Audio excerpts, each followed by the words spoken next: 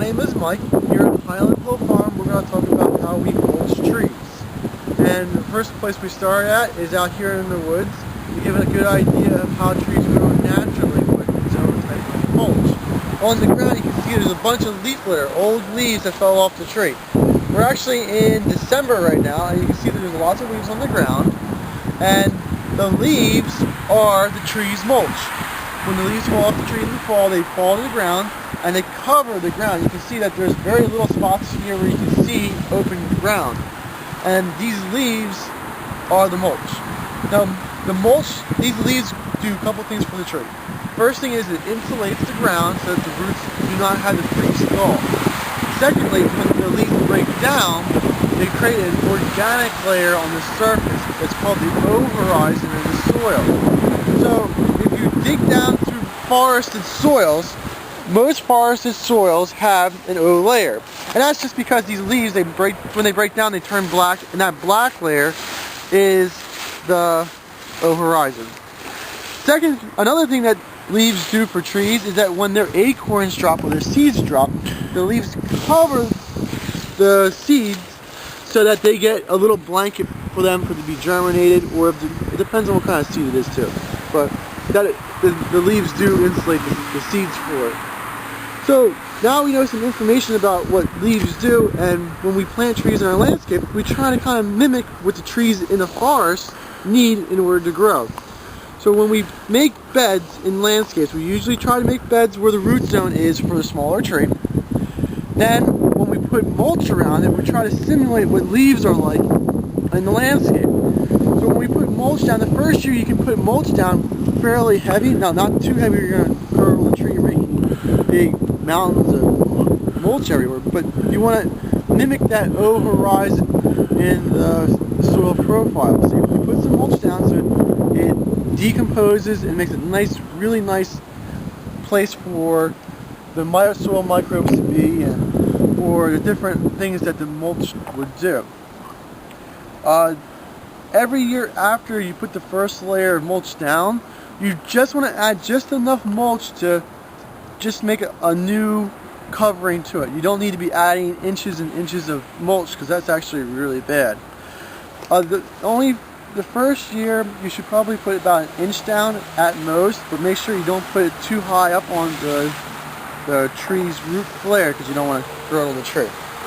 And yeah, that's right. You can see right through here that the roots are coming out, and that's the way you want to try to mimic it in landscape.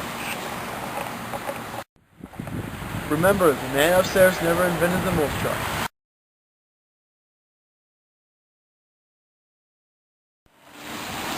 Here at a parking lot, you can see an oak tree, and we're just taking a look at the mulch bed around it. I do like the mulch bed. You can see that it's not too much mulch. You can see some of the dirt coming through. You can see parts of the root flare coming out, and it's a fairly large size bed for it. Maybe a little bit bigger of a bed needed for this size of a tree, but to be honest, in a parking lot, in a situation like this, I would say this is very, very good. I don't see anything really wrong with it. How much mulch did you think they actually have there? About an inch? Well, what happens with the mulch, they probably put it in the springtime, and over the summer it decomposes, so I don't know exactly how much they have there, but maybe an inch or so.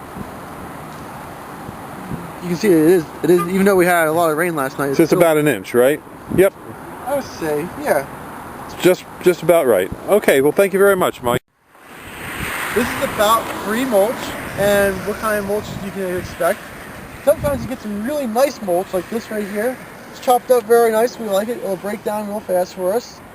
And if you look over here, sometimes you get some real stinkers where they don't even do all the work. So when you get free mulch, just beware, because sometimes it's not always as nice as you think it's going to be. Things that we like to do, we like to spread it out on fields before we plant it, and yeah, just be wary of where you get the mulch from. What kind of pathogens could be in your free mulch? Oh, okay. Well, that's actually a good question, because there's a lot of bad pathogens that come in mulch. The most notorious one is a disease that attacks maples. So when you have mulch for maples, just be careful of where it comes from, and make sure that the wood chips themselves are not maples, because that's a real serious problem that they have. You can have a healthy maple in your landscape, If you put mulch around it, you could actually be infecting that tree, dooming it to die, and dooming any other maple in the soil whose roots can grow into that soil where the mulch is at to die for the next 7 years. So if you have maples, be wary about where the mulch. If you're going to screen out a large property with an evergreen shrub or tree, one selection you would want to consider is the green giant arborvitae. This fast-growing arborvitae is really a western red cedar. Its normal habitat is on the western coast of North America in Washington and Oregon. It was a cross between a Japanese arborvitae and the western red cedar that created the clone called the green giant. This particular variety is very easy to grow, has a small fibrous root system, and can actually put on growth of 3 feet a year in many locations if properly cared for. It forms a very nice tight screen. It's usually planted between 5 and 8 feet apart, and when it's planted, it's easy to grow. At Highland Hill Farm, we deliver and plant these onto properties in the East Coast. When we deliver and plant multiple trees, we always install a drip water system. That helps these trees get established. When you are considering a screening or buffering project, give us a call or send us a picture of your site for free review. We're located in Fountainville, PA, Milan, PA, and Lenore, North Carolina. So we ship all over the East Coast, and we do deliver and install. We have green giants, small seedlings to large trees.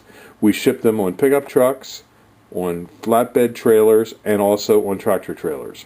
So call us at 215-651-8329 for the #1 screening plant in North America, which is the green giant. Highland Hill Farm is a plant and tree grower located in Fountainville, PA. We will give free landscaping plans that we draw up for our customers. Just email us pictures of your site and a description of what you want your landscaping to accomplish, and we will help you select trees and shrubs for the desired purpose that you have in mind.